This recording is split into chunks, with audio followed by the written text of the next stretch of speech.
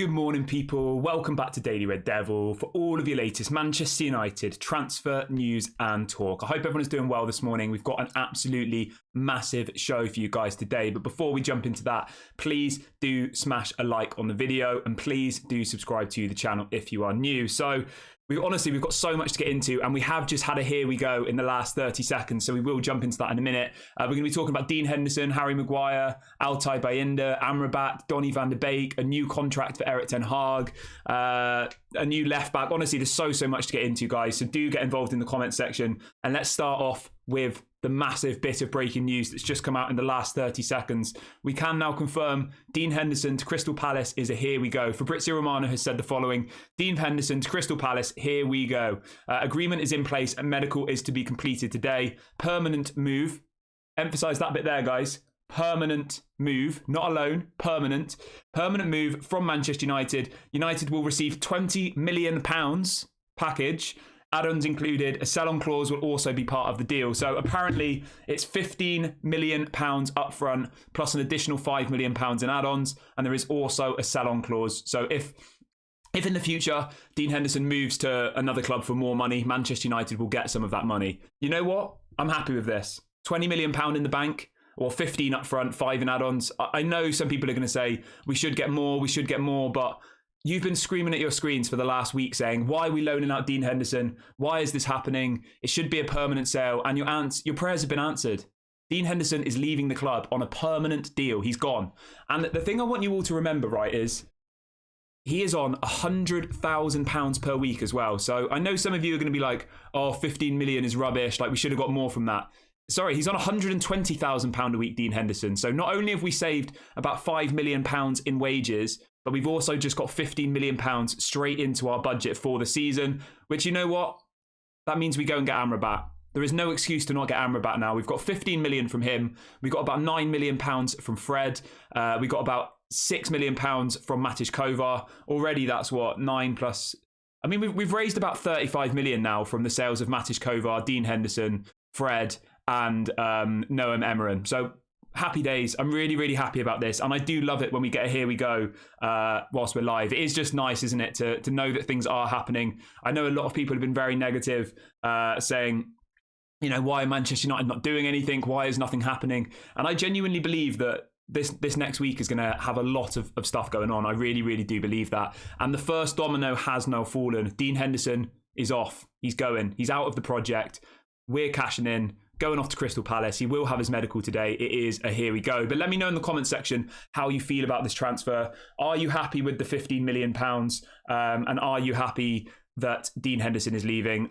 I know people in the chat are going to say, oh, I think we should have got 20 to 25 million or whatever. But this is what we've got, okay? We have to take it, really, don't we? It's either we take it or we loan him out. I thought it was going to be a loan. So for me, this is positive. 15 million is relatively good. You know what? That's our second highest sale that we've done in a very long time, other than Dan James. Dan James was the last time we got about £20 million for a player. So overall, I'm relatively happy with it. I don't remember the last time Dean Henderson played for Manchester United. I think it's a good bit of business. But let me know what you guys think in the comments section about that one. Off the back of that, it looks like a new goalkeeper will be signing today as well. We can confirm that Altay Bayindir, the Turkish goalkeeper, obviously plays his football for Fenerbahce. He's in the national team for Turkey. He is on the brink of signing for Manchester United. Simon Stone from the BBC is reporting this morning that Manchester United are set to buy Fenerbahce's Altay Bayindir for £4.3 million as Henderson's replacement. So, you know what? I'm happy about that. £4.3 million. Seems like a reasonable price, 25 years of age. He's the Turkish team national goalkeeper. Apparently he had a really good season for Fenerbahce last year. Apparently he's a similar style of player to Onana. He's good with his feet, he's good at distribution, and he's also good at shot stopping. So as a backup goalkeeper, I think he'll be decent. So I am pretty happy about that. £4.3 million plus add-ons is how much that deal will be worth. And apparently Fabrizio saying that Turkish goalkeeper Altay Bayindir is already in England ahead of his move to Manchester United. It's a €7 million total package with add-ons included. He goes on to say he's just waiting to complete the final steps as Dean Henderson will join Palace. So I would expect today to see Manchester United announce Dean Henderson's gone, and then also to announce this new goalkeeper, which will then pave the way for us to go and submit this Amrabat bid, because we've been told time after time that we needed to sell one more player. We needed to raise some more funds. We've just raised those funds. Henderson, £15 million in the bank, and over £5 million per year off the wage bill. And when you look at it like that, that is a massive, massive success. It is. He's on £120,000 per week. That is ridiculous. Absolutely ridiculous. So I think it's a good day. It's a good morning so far to get rid of all of these wages off the wage bill. 120 grand a week. That is a hell of a lot of money. That's probably like, I think Lucas Paquetá, obviously West Ham's best player, is on about that. And we're paying a goalkeeper who never even plays for us 120 grand a week. So you have to look at all of these transfers like that. I know people will say, oh, we should be getting more for them. We should be getting more. But you have to factor in the wages, okay? Crystal Palace, 120 grand a week will be a lot of money for them to be paying out on wages. He'll probably be their highest earner at Crystal Palace. So they're not going to give us 30-40 million for Dean Henderson if they then have to pay him more than what any of their other players are getting in wages. So just remember that when you're, thinking about how much. Yeah, so at the moment, Crystal Palace's highest earning player is on 94 grand a week, and Dean Henderson's on 120. So when you look at it like that, he's going to be their highest earning player. They're not going to give us more than 20 million total package for him. Why would they? Makes absolutely zero sense. But yeah, let me know how you're feeling this morning, guys. I'm feeling really, really positive. Obviously, it's nice when we get a here we go whilst we're live as well. So really happy about that one. Now let's just move on to the next one. So the next story we've got for you this morning is about none other than Mr. Harry Maguire. This could be a good week. I feel it. I honestly do feel it. So we've got a story coming out this morning from a journalist who writes for The Guardian in the UK this morning, saying that apparently, let me just get the story up for you. So here it is. Okay, so it says West Ham have apparently now reopened talks with Manchester United to sign Harry Maguire. You're not dreaming. This is all happening. He goes on to say the Hammers are trying to find a way to pay a little bit more to help Manchester United pay off the England centre-back. So it looks like we might end up getting even more than the 30 million, which was originally accepted, purely because Manchester United will need to give Harry Maguire some sort of compensation. Okay? He wants £12 million to leave the club. That's the difference in his wages of what he'll earn at Manchester United and what he'll earn at West Ham. West Ham were offering him £100,000 a week, and he's on £200,000 a week at Manchester United. So to work out that calculation, he's got 2 years left on his contract, 52 weeks in a year. 52 times 100 is about 5.5. So yeah, it's about 11-12 million pounds would be the difference in wages. So it looks like West Ham are willing to cough up a little bit extra just in order to get this deal done. And you know what? Hopefully Harry just agrees to it now, because West Ham have had an incredible start to the season. They just absolutely battered Brighton yesterday, didn't they? They beat Chelsea. West Ham look better than we do at the moment.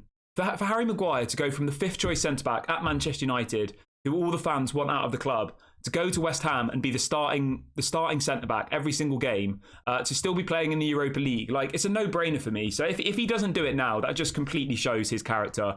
The fact that, Manchester United are going to end up giving him the amount of money he wants by the sounds of it, his 12 million. If he still then says, I don't want to go, like, that is absolutely crazy, isn't it? I think this will happen. I really do. I think Harry Maguire is going to go. I have this feeling.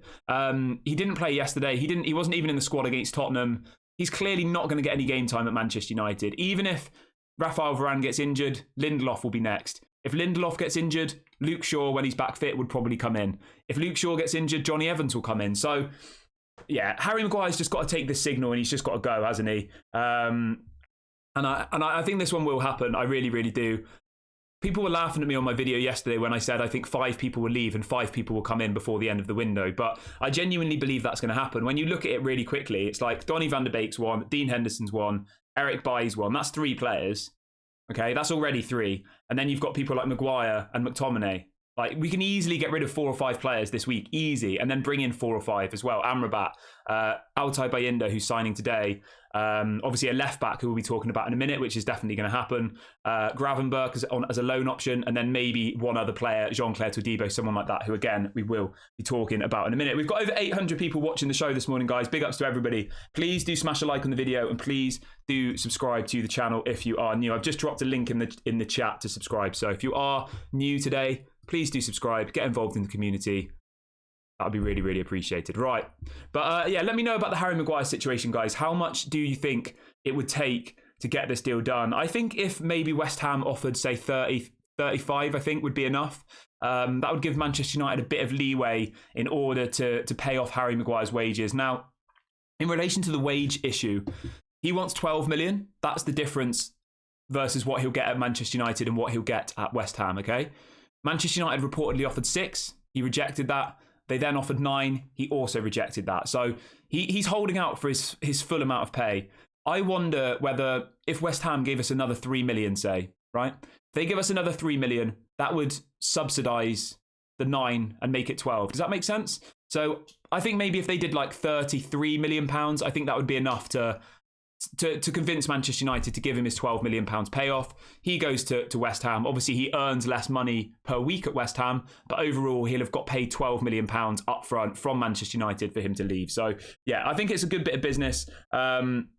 And I think this one will happen. I really, really do. I feel like Manchester United are going to really, really get themselves into gear in this final week of the window. I know the last couple of weeks have been slow, but the thing you have to remember, right, is in the Premier League, a lot of deals happen in the last week. And we know that there is a demand for Harry Maguire. We know that there is a demand for Scott McTominay. We know that someone will take Eric Bailly. Dean Henderson's obviously just about to leave. We know that somebody will take Donny van de Beek on loan. So there are plenty of options for these players. And if Eric Ten Hag has said to them, you're not going to be part of the squad, you're going to be the 4th or 5th choice centre-back, whatever, at that point, you would expect them to leave the club. But let's move on to the next story, though. Let's keep things moving on the show this morning. So obviously, as I said, how it always works with transfers is there's a domino effect. Harry Maguire goes, somebody else comes in. Dean Henderson goes, somebody else comes in. There's a domino effect. And at the moment, Manchester United are so apparently tight for cash that the domino has to fall at Manchester United in order for us to go and pursue other deals. Now, the story that we've got coming out this morning, again from L'Equipe in France, a very, very good French outlet. They're reporting that between Manchester United and Jean-Claire Todibo, things are clear. He will sign if Harry Maguire leaves the club. It goes on to say, as United have no intention of piling up defenders, if he comes, Eric Ten Hag would have planned to make him the 4th choice centre-back. So the Jean-Claire Todibo deal is actually picking up some speed because, as I've just said, the negotiations are back on between Manchester United and West Ham, and we all know that the first choice option now as the replacement is Jean-Claire Todibo. Obviously, Benjamin Pavard, that deal is definitely not going to happen. It looks like he will be going to Inter Milan. It also goes on to say that Jean-Claire Todibo, where is it? There it is, right. It says that the Manchester United and Nice are apparently already negotiating this deal as well for Jean-Claire Todibo. He wants to come to the club, and it even goes as far as saying that he's unsettled at Nice because he wants to join Manchester United, and the interest from Manchester United is unsettling him, which I mean, at the end of the day, imagine if you were a player playing for Nice in the French league, right, who I think finished mid-table last season. They didn't have a very good season whatsoever. And then you've got one of the biggest clubs in the world, Manchester United, knocking at the door, wanting to bring you in. Of course, that's going to unsettle you. You're going from somebody, they finished 9th in the league last year. You're going from 9th with no Europa League, no Champions League, no Conference League, to being part of a squad that's on the rise with Eric Ten Hag. So I just have a feeling, right? Maybe I'm being too positive this morning, but I have a feeling that a lot of stuff's going to happen in this window. And obviously, there is a massive concern around Varane's fitness. He went off at half-time yesterday. What does that mean? Okay, it means we have Lindelof. What happens then? You have Maguire and Johnny Evans as your 2 next centre-backs. Luke Shaw's injured, so you can't use him. You know, Martinez and Lindelof, I think, is a good centre-back partnership. I've got no issues with that whatsoever.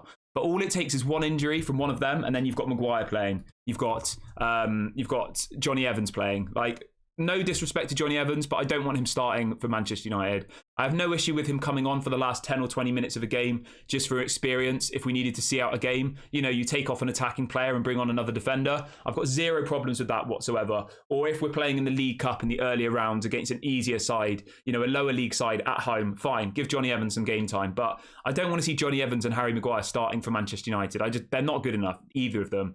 So I think that Jean-Claire Todibo is actually essential, really. And the thing you've got to remember is, right, it's Sunday today. We've got Monday, Tuesday, Wednesday. We've got 5 days left.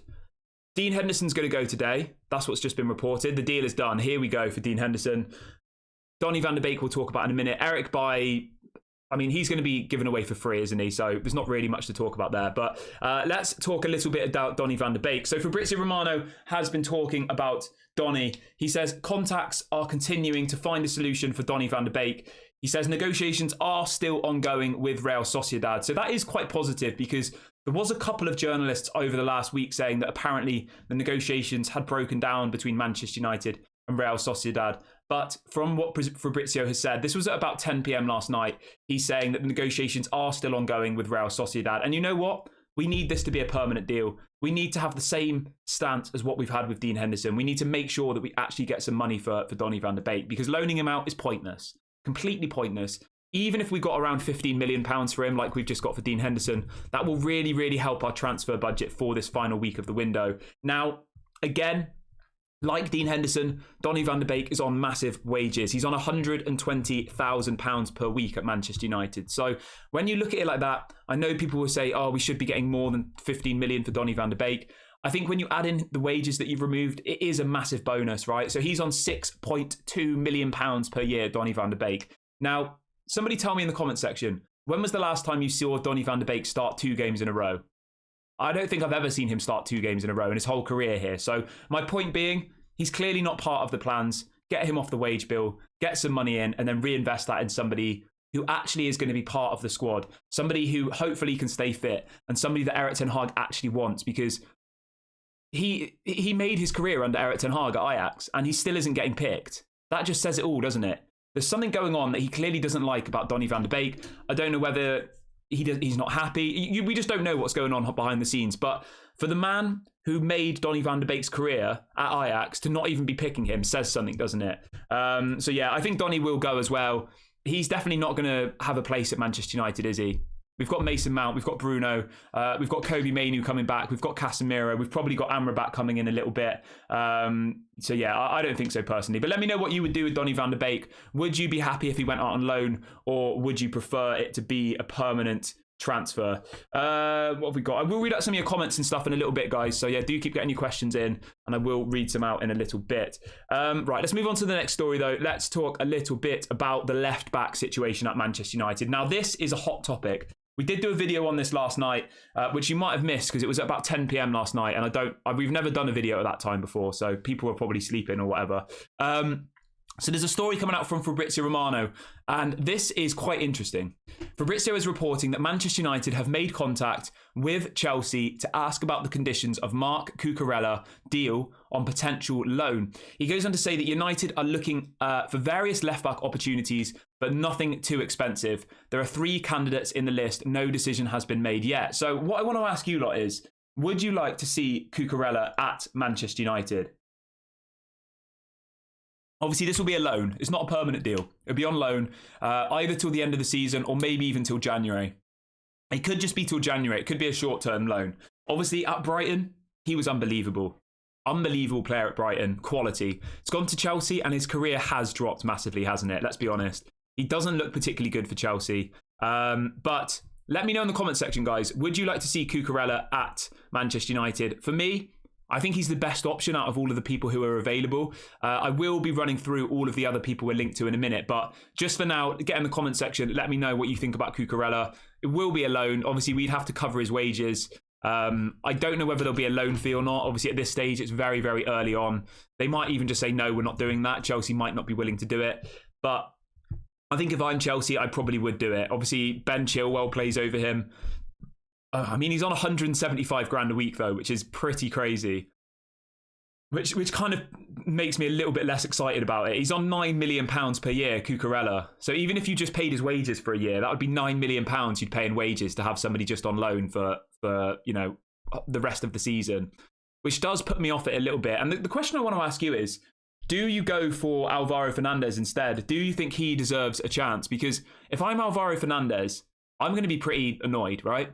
We've got Diogo Dalot, who already can play left back. You've got Alvaro Fernandez, who supposedly is meant to be this exciting young player coming through in the left back position. And then you've also got Tyrell Malacia, who's going to be back in around 3 to 4 weeks, right? If I'm Alvaro Fernandez, I'm probably sat there thinking, why are they going to sign Marc Cucurella on loan when they've already got Dalot, they've already got me, and Malacia is going to be back in 3 to 4 weeks. So I don't know what this means for Alvaro Fernandez. I'll say this now, right? If we get Cucurella on loan, you should let Fernandez go out on loan. There's no point keeping Alvaro Fernandez as a left back if you're going to go and sign another left back. I think that's pointless. I really do. But we'll have to wait and see what Manchester United do. Let me know what you guys would do on this situation. For me personally, I think I would give I would give Alvaro Fernandez a chance. I would. I think he's a quality player. I don't think he looks that far off the kind of ability at this point of Malacia. I would say they're probably pretty level. And I would like to see him get some game time, and I would like to see him get an opportunity. But let me know in the comment section what you would do in the left back position. And there are a couple of other names that we are going to run through really, really quickly. I'll be honest with you, the other people we're linked to are pretty depressing. I'll be honest. So I started off with the good one. Cucurella was the best of the bunch. Now, the next player we're linked to in the left-back position is Sergio Reguilón from Tottenham. Sky Sports are reporting that Manchester United have looked at Reguilón as an option for the backup left-back. Obviously, that would be a loan option. Again, I don't think he's very good. I think Cucurella is a much better player. Let me know what you think about Reguilón. Obviously, plays his football for Tottenham. I definitely wouldn't go anywhere near him. I really wouldn't. I don't think he's good enough. And I would definitely rather... Does he still play for Tottenham? Yeah, he does. I mean, his wages are a lot less, though, so he's a cheaper option. He's only on £48,000 a week. So when you compare that to Cucurella, who's on nearly 200, if you're looking at it from a financial perspective, right, Sergio Reguilón is on $2.5 million a year, whereas Cucurella's on nearly 10. So maybe in some ways that could be a better option if Malacia is going to be back soon. If Fernandez is going to get game time, maybe then you go and do that. But let me know in the comment section what you would do for the left back position. Now, the third and final option, which I know a lot of you are going to be very upset about, is Ryan Bertrand. Free agent, wouldn't cost us any money. He hasn't played a professional football match for over 600 days, though. He's in his mid-30s now. I'll be honest with you, I thought the guy had retired. I can't remember the last time I saw Ryan Bertrand play football. I think his last club was Southampton, wasn't it? He obviously played for Chelsea. He won the Champions League with Chelsea. He was one of those players who I never really thought was world class, but he was okay for Chelsea, wasn't he? Sorry, so he went from Southampton to Leicester. And he hasn't played football since 2021-22. He hasn't played football for 2 years. He had a really bad knee injury. Obviously, he's the cheapest option, you know? He's going to cost nothing. Obviously, you have to pay him wages, but yeah, he had knee surgery quite recently as well. I think he is a definite miss. I wouldn't go anywhere near him. 34 years of age. I don't think he's good enough even when he was in his prime, personally. But let me know what you think about Ryan Bertrand. Is he somebody you would like to see at Manchester United? Do you think he's a solid option? Do you think he's somebody who would fit into the team? I don't think so. It's definitely a miss from me. I think in my order, it would be Cucurella as the number one option. Then, what's he called? Reguilón from Tottenham, and then Ryan Bertrand. But as I said a couple of minutes, guys, I would much rather just keep Alvaro Fernandez as the left back, have Diogo Dalot and Alvaro Fernandez as the two left backs. The issue there, though, which I do get, is that leaves our options on the right back side really limited, because obviously Dalot and Wan-Bissaka are both competing for the right back position. If you move Dalot over to left back, what happens if Wan-Bissaka gets injured, right? That means Dalot has to play there. And then if all you have is Alvaro Fernandez, then you are leaving yourself a little bit thin, aren't you? So I do get it. It does make sense. But yeah, let me know what you think about that one. We've got over 1,200 people watching the show today, guys, which is absolutely amazing. Big ups to every single one of you. Please do smash a like on the video, and please do subscribe to the channel if you are new. We're about 30 subscribers away from 15,600. So please go and subscribe if you haven't already. It doesn't cost any money. Completely free, so do get involved. Right, let's move on to the next story, though. We've got so much more to get through on the show today, so do keep getting your comments in. Do keep letting me know how you're feeling about everything today. Now, the next story we have for you is about Mr. Erik ten Hag, the man that I back. I said this on the video yesterday when we were losing 2-0 to Nottingham Forest. People were already saying Erik ten Hag's tactics are not good. You know, he's not the right man. And I literally said, you know what? I think Erik ten Hag is the right man. I fully back him. And I genuinely think, call me crazy, call me whatever you want, I genuinely think, other than Pep Guardiola, there isn't a single manager in world football who would do a better job with the current set of players we have than Erik ten Hag. I honestly don't think that. He got third last season and he won a trophy with that set of players who clearly have a mentality problem. Now, the reason I'm bringing this up is there's a story coming out this morning. Some of you might like this, some of you might not. And the headline is, Erik ten Hag is set to be handed a new 4-year contract before the end of this year. It says his current £9 million a year contract will be increased to £14 million per year. So it looks like he'll have a new 4-year deal. He's got 2 years left on his current deal. So I guess that deal would be ripped off effectively and it would turn into a 4-year contract. And you know what? I think it's the right decision. I think he's earned it. I think he's deserved it. What he achieved last year was nothing short of spectacular. To achieve what he did in such a short amount of time, to get us third, to win us a trophy, to get to the final of the FA Cup, with that set of players, I think it was spectacular. I did. And he has my full backing. I really, really do. And just imagine this, right? Imagine if we get proper owners coming in. Imagine if Sheikh Jassim comes in with Erik ten Hag and you get a proper director of football. So he's not picking all the transfers, right? The director of football is coming along and saying, you know, maybe someone like Paul Mitchell, someone like that, right? Somebody above him who's picking the transfers and then running it past Erik ten Hag. It'll be a completely different system. At the moment, you've got John Murtough and Richard Arnold, who are both a bunch of muppets, let's be honest.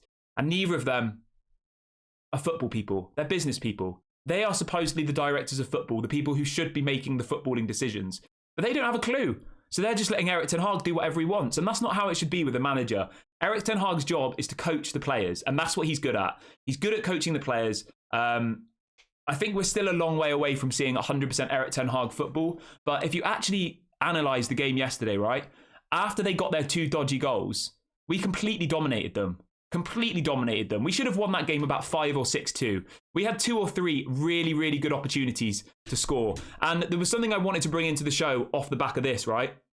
Manchester United have the highest XG in the whole Premier League out of every team, better than Arsenal, better than Liverpool. Manchester United's XG is 7.2, which is the most in the Premier League so far. So we are creating opportunities. We are playing attacking football. We are dominating teams, or at least we did anyway yesterday. So yeah, for me, I think this is positive. And let me know in the comment section though, do you think that Erik ten Hag getting a new deal is the right decision? Somebody says bring back Ralph Ragnick as the director of football. Yeah, I think that would be a solid option. The thing I want to make very, very clear to you, right, is though, it can't continue how it is in the current setup. Erik ten Hag is 110% the right manager, the right coach, the right person to implement his tactics, the right person to motivate the players. I have no doubt about that. But the current setup doesn't work. Richard Arnold, John Murtough, they need to go. You need to get a proper director of football. You need to get a proper technical director. No offense to Darren Fletcher, but you can definitely get someone better than Darren Fletcher as the technical director. You need to bring in proper scouts. You know, even if you've got like, this is just me saying hypothetically, but why are they not looking at the scouts from Brighton? You know, look at the players that Brighton are bringing in. Caicedo for £4 million. They bought in Estupinan for I think like 10 or 15 million pounds. We need to get proper scouts in who can help Erik ten Hag to find these players at the beginning of their careers. That's where the issue is. That's why we've wasted so much money. You can't blame that on Erik ten Hag, right? Erik ten Hag is just picking people he knows because he shouldn't be the one making those decisions. There should be a director of football. You know, at Brighton, the manager doesn't pick the players. They have a director of football, they have scouts, and internally as a team, they tell the manager, here's a list of 10 players.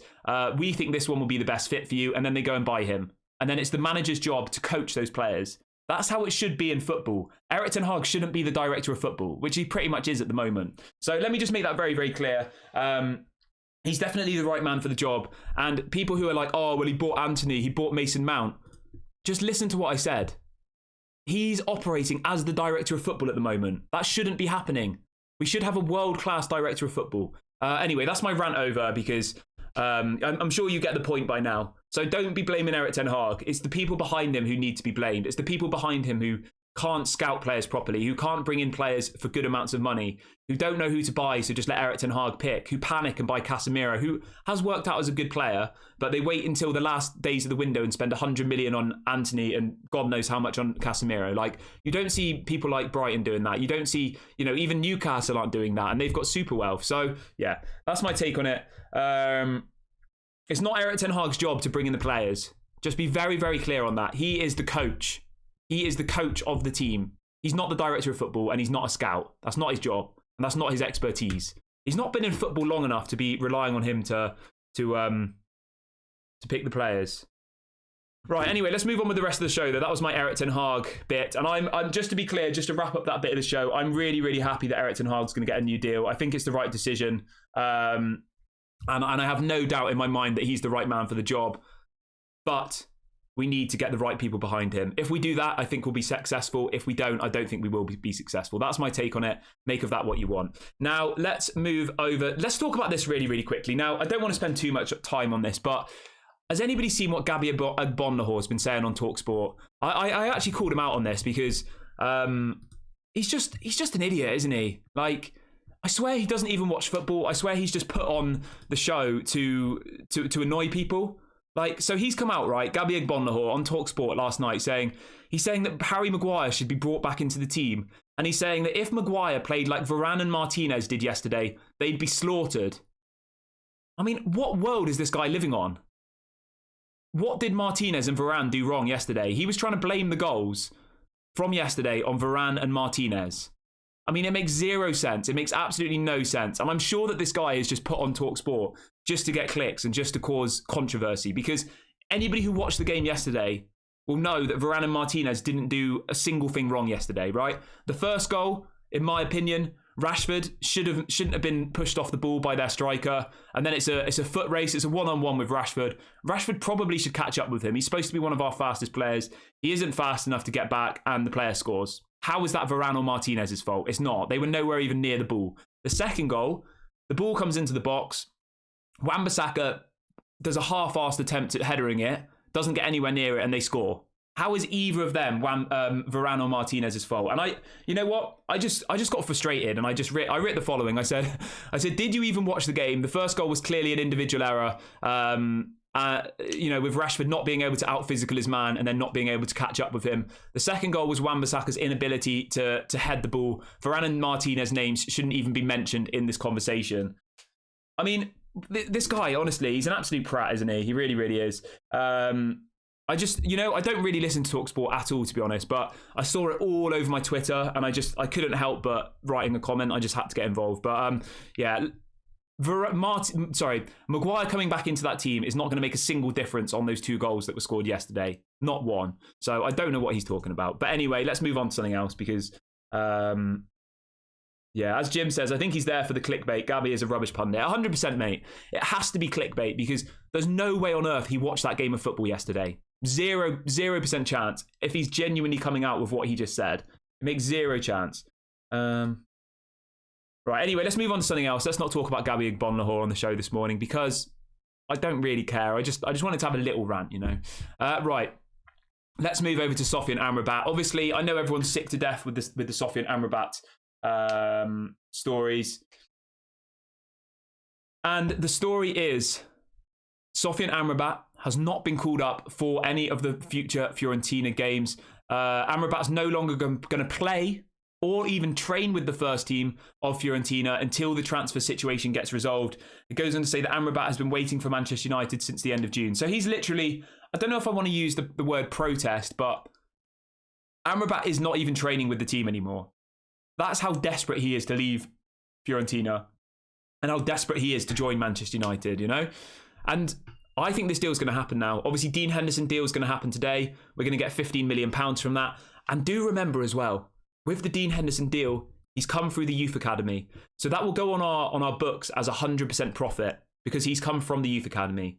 We've never paid any transfer fee for Dean Henderson. So that 15 million we get will be straight profit. And that will really, really help us with financial fair play. And I don't know how exactly financial fair play works, if I'm completely honest, but it might end up actually being that it increases our budget more because obviously if you sell Harry Maguire, we paid £80 million for him and you get 30 million. So it will go down as a £50 million loss, right? So I don't know exactly how it works, but I think that's why it's absolutely essential that Dean Henderson we got money for because it will really help our financial fair play. And Fabrizio has also said Fiorentina are still waiting on advancements in the possible deal for Sofyan Amrabat. The player himself will wait until the end of the transfer window for the deal to happen. So he's literally dropped every other interest and he will do everything he possibly can to join Manchester United. So, you know what? When he does join, which I think he will, we've got to make sure we welcome him. This is somebody who clearly wants to come and play for Manchester United, somebody who clearly wants to come and play for the club. And that's exactly what we need at Manchester United, isn't it? We need people with that mentality who want to be here. Some people might say, oh, maybe it's because of the money. I'm sure we're going to either double or triple his wages, I would imagine. But either way, he could have gone to Saudi Arabia and earned more money. He could have gone to Liverpool and probably earned the same amount of money. So I don't think he's coming for the money because he's had better, more financially lucrative offers from other clubs over the window. So I think this one will happen. When? I don't know. I reckon we'll put in a bid in the next 24 hours. I do. And from what I'm hearing, all of the groundwork for this Amrabat deal is already done. Personal terms have been agreed since June. That's what DiMarzio reported. And the fee is already being discussed. It's going to be somewhere around £21 million. So it should be a relatively easy deal to get across the line, I think. Right, let's read out a couple of your questions. I'm going to go into a couple of questions now really quickly. Melis says, is Dean Henderson from Manchester United's academy? Yeah, I think so. I'm pretty sure. I don't think we ever paid any money for him. Let me just double check that for you. Yeah, he's from the Manchester United academy, Dean Henderson. Yeah, he is. He's obviously gone out on loan to Sheffield United, to a few other clubs. But yeah, Dean Henderson is from the academy. So it will go on our books as 100% profit because he's homegrown. He's come through the academy. So that's a really, really good. And it really, really helps us. Frank says, when will United send a bid for Amrabat because we need him? I reckon the bid will go in either today or tomorrow. I do. We've been told for the last 2-3 weeks that they're waiting to sell another player to raise funds. Dean Henderson is a here we go. Here we go means the deal is happening, right? 15 million in the bank. That is more than enough to go and get the Amrabat deal done when you add in the money we got from Fred, the money we got from Matic Kovar, and the money we got from Noam Emmerich. Plus, you've obviously got to consider as well, right? Dean Henderson, £5 million a year in wages saved. Fred, £5 million a year in wages saved. So we've saved about £10 million in wages just from those two players. Now, obviously, Matic Kovar and Noam Emmerich won't have been on very much money, so I'm not going to even bother including them in the wages conversation here. But my point is, £10 million in wages saved from two players, plus £25 million roughly in transfer fees. That's more than enough to get the Amrabat deal done. So if we hear any more rubbish that they need to sell another player, then we need to start asking questions. We really, really do. Somebody says, do you guys really think Amrabat is the answer for our midfield? I think so. I think he is. I think he's physical. I think he's an absolute brute in that midfield. I think he'll suit the Premier League perfectly. I think we don't have another single player in our squad like Amrabat. McTominay isn't a CDM. He never has been. He was a striker in his earlier days. So yeah, I do think that Amrabat will make the difference, especially with Kobe Mainoo being injured. I think Amrabat will come in and I think he'll offer us something which none of the other players in our squad can offer at the moment other than Casemiro. Right. Anthony says, we beat Arsenal in pre-season, but with our last 3 games, can you see us winning again or even getting a point? I think a draw at the Emirates would be a good result. I do. I think a draw would be solid. I'd be happy with a draw. I think it's going to be a difficult game. Obviously, they drew with Fulham, so they're going to want to go out and you know, put in a really good performance against Manchester United. They're going to want to win. But yeah, I think a draw against Arsenal would be fine. Obviously, if we win, that would be great, but whether that will happen or not is yet to be seen. But let me know in the comment section, guys. What's your kind of expectations for the Arsenal game? Is it that you want to draw minimum? Do you think we need to be winning that game? What is your realistic expectations for that game? Let me know in the comment section below. Simon says, what will make you happy in the window in the final days and what is realistically going to happen? Well, we did a video about this yesterday and there was people in the comments saying, you're deluded, what the hell are you talking about? But I genuinely think that these players are going to leave, right? Dean Henderson, gone. Donny van de Beek, I think, will go. Eric Bailly is definitely going to go. And I think either Maguire or McTominay will go. I genuinely do. One or the other. Probably Maguire, I think. But you never know. Both of them could go. So I reckon 4 or 5 players will leave in the next 5 days. And I think on the ingoings, obviously, we'll get this goalkeeper, Altay Bayindir. I think we'll get Amrabat. I think we'll get Jean-Claire Todibo, obviously, if Harry Maguire goes. And then I think we might make one more signing, which could be a left-back or Ryan Gravenberch. And when you actually break it down like that, I don't think that's that unrealistic. Altay Bayindir's already in Manchester. He's about to sign the contract, right? Amrabat, the deal is going to happen. So that's 2 players. And we obviously need a left back as well. So that's 3 players that I would say are almost 100% going to join Manchester United. Then, obviously, if Maguire goes, you bring in a centre back. So I don't think that's unrealistic. I think 4 or 5 people will go and 4 or 5 people will come in. That's my take on it. Deepak says Manchester United will do a mad signing. It might be Benzema. I can't see us going for Benzema, mate. I can't. Benzema's on, I think he's on, what's he on in Saudi Arabia? Absolutely ridiculous wages. Just a quick one. We've got 1,400 people watching the show this morning, guys. Big ups to every single one of you. Please do make sure to smash a like on the video, and please do subscribe to the channel if you are new. We're 20 subscribers away from 15,600, so please go and subscribe if you haven't already. Get involved in the community. It doesn't cost any money. Frank says, do you actually believe we will sign 3 players by deadline day? Well, yeah, 100%. I do. Think about it, mate. Just think about it logically. Everybody just take a deep breath. Altay Bayinda is going to sign today or tomorrow. That's 1, right? We're going to sign Amrabat. That's 2. And then we need a left back. That's 3. I think 3 minimum. I think we might get more than 3. Like, I don't understand why people are so in denial about the fact of signing 3 players.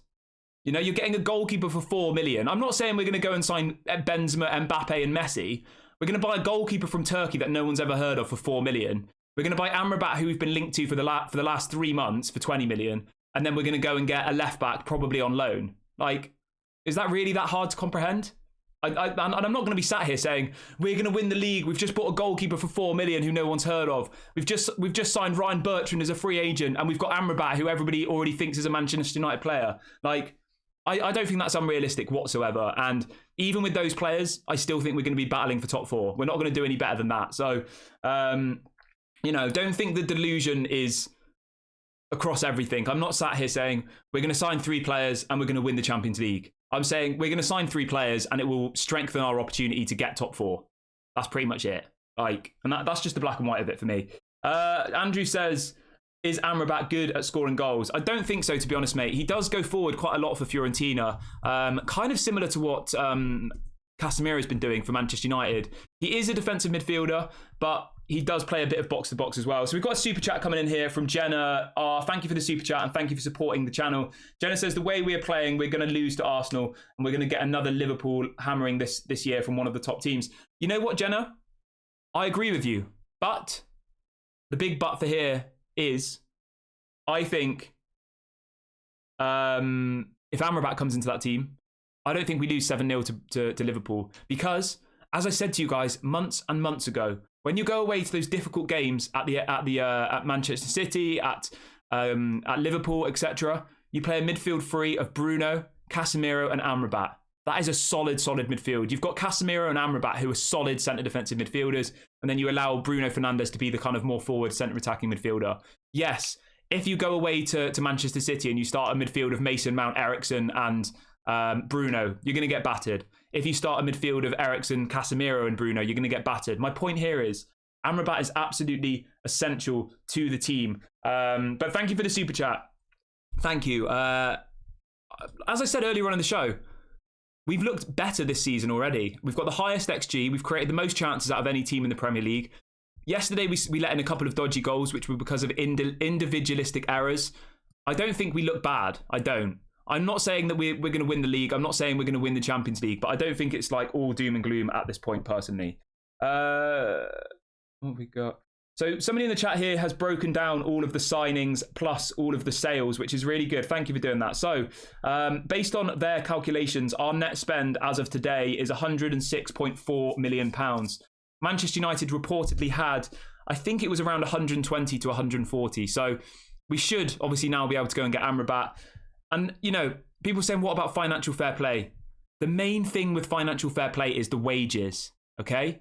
It's the wages that cause the issue. The reason why Arsenal were able to spend so much money this season is because their wage bill is about half the size of what ours is. Think about our wage bill this season. David De Gea, £20 million a year off the wages. Fred, 6 million off the wages. Dean Henderson, 6 million off the wages. That's already 32 million from 3 players. Then you look at people like Phil Jones. He was on about 100 grand a week. That's another 5 million off the wages. Already off my head here, we've got 41 million pounds off the wages from 4 players. 41 million pounds a year. So the most important thing this season this window was to get people on these really high wages who weren't going to be part of the squad going forward off the wage bill, and to bring in better people, more young profile players, more hungry players on lower wages, lower the wage bill, and just build a squad for the future. And we have done that, you know. Andrew says, yesterday's game, Martial is really lazy with no motivation. Yeah, I mean, Martial was not very good yesterday, was he? He really, really wasn't. Like, I was excited when he started. I thought, great, he's going to score. I had high expectations for him, but yeah, Anthony Martial was not very good yesterday. He was poor, and it is a concern. It is. We do need another striker. Look, guys, come on, just be realistic here, right? I could be sat here this morning saying we're about to go and sign Victor Osimhen. We're going to go and, do you know what I mean? Like, I'm saying we're going to sign a left back for free, a goalkeeper for 4 million, and Amrabat for 20 million. Like, that's 24 million pounds on 3 players. You know, like, it's not exactly that exciting, is it? Really? Right, I'll read out a couple more questions before we wrap up the video. We've got about 5 minutes left of the show. Let me see what you've got. Frank says, do you think Dalot at the left back will handle Saka? That's my worry. Saka hasn't really started the season that great, so I'm not massively worried about Saka. I'm not. I mean, I say that he'll probably score a hat trick against us now, won't he? That'll be just my luck, and I'll be sat here looking like an idiot when he absolutely destroys us. But yeah, generally, I'm not massively worried about Saka because he hasn't really started the season that well. Stefan says, what about João Cancelo? João Cancelo's going to Barcelona, so yeah, we're not going to get João Cancelo. Yeah, no João Cancelo. Right, I'll read out a couple more questions.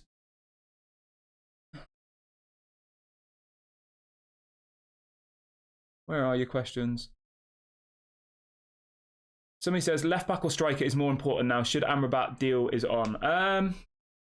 I personally think a striker is more important than a left back. I do. Obviously, you've got Alvaro Fernandez, you've got Diogo Dalot who can play there, and you can even have Lisandro Martinez play at left back, I reckon.